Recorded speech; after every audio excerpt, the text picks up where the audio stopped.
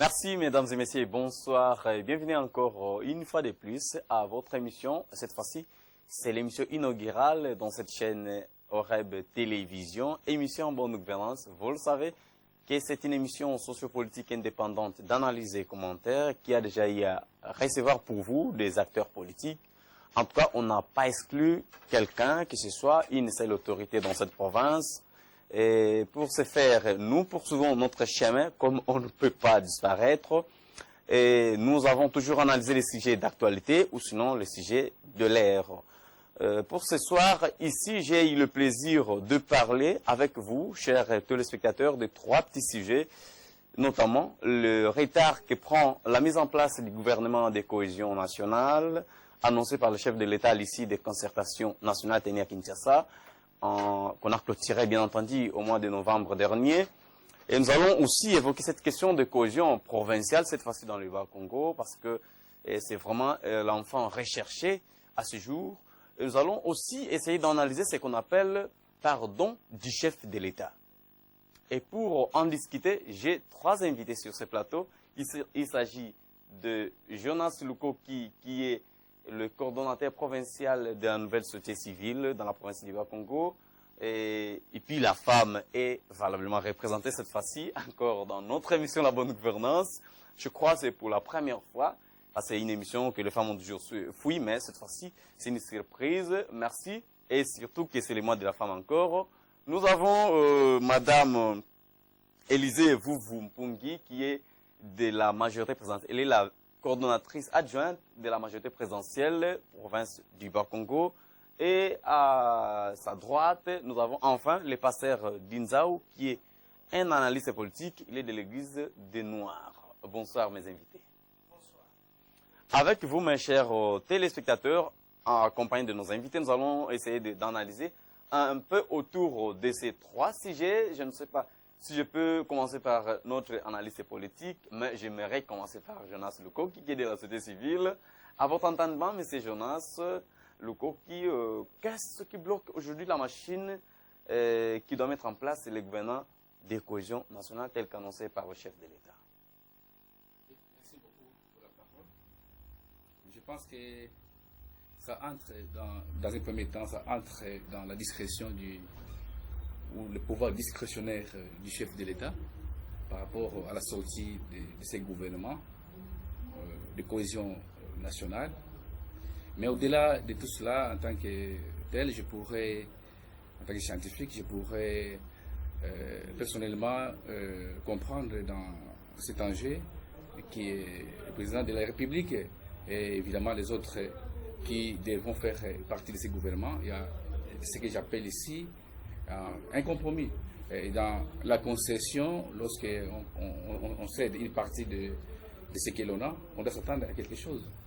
Est-ce que au niveau de la communauté internationale, par rapport à l'échéance 2016, il n'y a pas de crocs en jambes? Est-ce qu'au niveau des opposants, il n'y a pas aussi des refus par rapport à tout ça? Donc, ce sont des questions que je me pose par rapport à ces grands enjeux de la sortie du gouvernement de cohésion nationale. Merci. Merci beaucoup par rapport à votre réflexion, Madame Élisée. Vous êtes de la majorité présidentielle. L'idée est venue de vous, mais aussi au niveau de cette majorité, il y a un Samba, il y a par exemple au niveau national, il y a Mgogo Samba qui, en tout cas, ne conjugue pas le même verbe à ce jour avec Nakata Ponyo, son titulaire. Mais apparemment aussi, il y a des choses qui cochent au niveau de cette fameuse majorité que vous représentez au cours de cette émission. Ok, je crois que le sujet a été bien choisi, d'abord, parce que quand vous posez le problème tel quel, au sein de la majorité, non seulement au sein de la majorité, mais je crois que c'est une maladie qui gangrène un peu tout le monde d'une manière générale, c'est que chacun, lorsqu'il se pointe, lorsqu'il se poste à un poste quelconque, poursuit des intérêts. Donc chaque parti, chaque organisation, lorsqu'il envoie un représentant dans une institution de la place, nous devons comprendre qu'il a des objectifs à atteindre, mais aussi qu'il doit, dans un premier temps, essayer de répondre à l'intérêt général.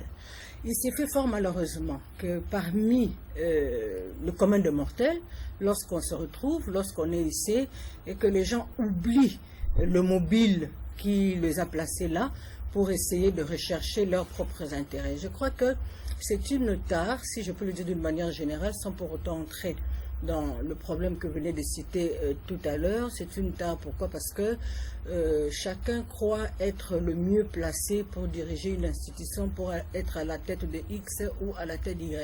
Et lorsqu'on a placé une autre personne, on se met tout de suite à lui jeter de balles, de pamphlets, pensant que nous sommes mieux placés pour faire mieux. Et une fois de plus, lorsqu'on essaie un peu de se surpasser, je crois qu'on en vient à un consensus, on en vient à une conciliation pour que les choses aillent pour le mieux. Et je crois que lorsqu'un gouvernement est constitué, on ne vient pas tout de go, on ne vient pas à l'aventure, mais c'est question d'abord de poids politique qui doit être suivi et respecté. Nous savons que notre pays, malheureusement, si je ne peux pas le dire heureusement, et parmi le gouvernement, parmi ce qu'on dit de nous, que nous sommes des gouvernements faibles, parce que le gouvernement fort, par exemple, il y a une homogénéité au sein du Parlement, et le gouvernement faible fait qu'il y a une hétérogénéité. Aussi vrai qu'il y a beaucoup de partis politiques, et sans compter seulement le parti politique. À côté de nous, il y a l'opposition, il y a aussi la société civile. Si le chef de l'État a la responsabilité de placer et de fixer chacun, comprenez que la tâche ne lui sera pas facile.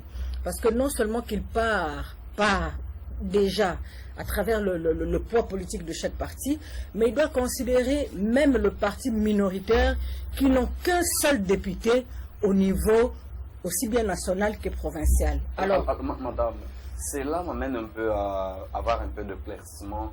C'est un gouvernement qui, en principe, doit faire plaisir aux hommes, aux formations politiques, aux différentes formations politiques, ou sinon c'est un gouvernement qui doit consolider la cohésion comme cela a été souhaité par les concertateurs. Ok, ça ce n'est pas exclu, mais nous devons savoir que chaque fois qu'un gouvernement est constitué, il y a un certain pourcentage qui est réparti aux partis politiques, un autre présentement à la société civile et un autre pourcentage réparti au niveau de l'opposition. De manière à ce que tous se retrouvent et nous croyons que les représentants qui sont là vont mener à bien la mission. Parce que moi je le dis, aussi bien pour ceux de la majorité présidentielle, aussi bien que pour ceux de l'opposition, parce que nous considérons que la société civile, elle est neutre, donc elle n'a pas de couleur. L'objectif, c'est quoi? C'est que nous voulons le développement et le décollage de notre pays, que nous aimons, que la République démocratique du Congo. Mais maintenant, dans la manière de faire, dans la manière de choisir et dans la manière de placer, c'est là que ça grince. Parce que il y a beaucoup de mélanges, il y a beaucoup de fusions et c'est difficile de tomber souvent sur la meilleure personne si tous ne se mettent pas autour d'une table pour unanimement dire par exemple pour nous, pour le compte de MSR, voilà qui nous envoyons. Donc il y a toujours de petites discussions et ces choses rendent difficile la tâche du président de la République. Merci madame. Nous allons revenir. Pasteur Nzaou, analyste politique. Comment ça vous passe dans la tête les retards autour pour la mise en place du gouvernement de cohésion nationale, mais aussi madame a soulevé un aspect et par rapport à ceux qui croient qu'ils sont les seuls à être compétents pour gérer les choses. Qu'est-ce que cela vous inspire? Merci beaucoup, merci pour votre invitation.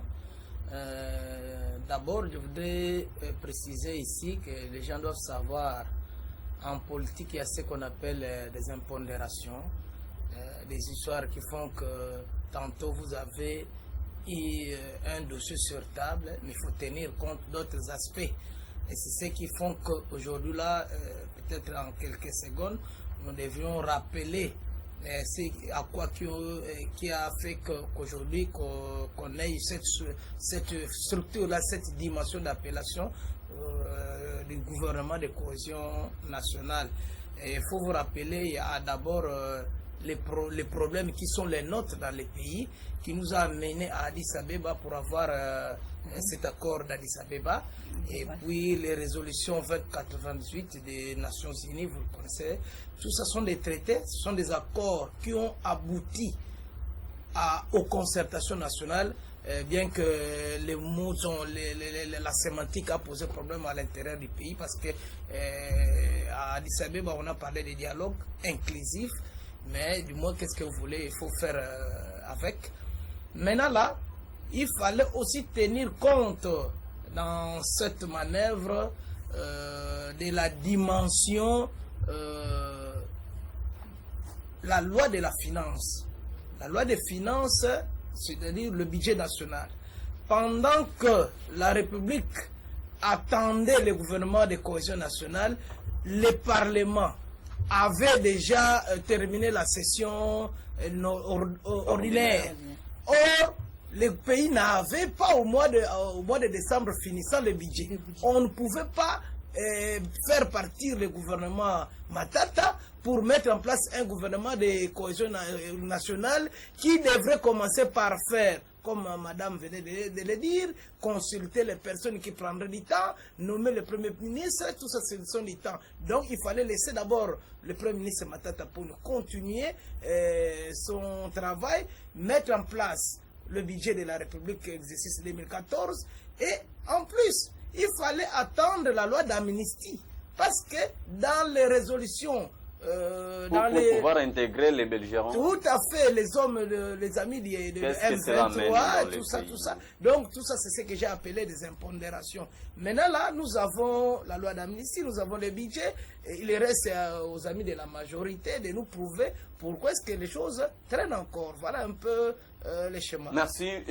Jonas Lukoki, société civile, vous êtes l'une des sociétés civiles ayant pris part aux concertations nationales.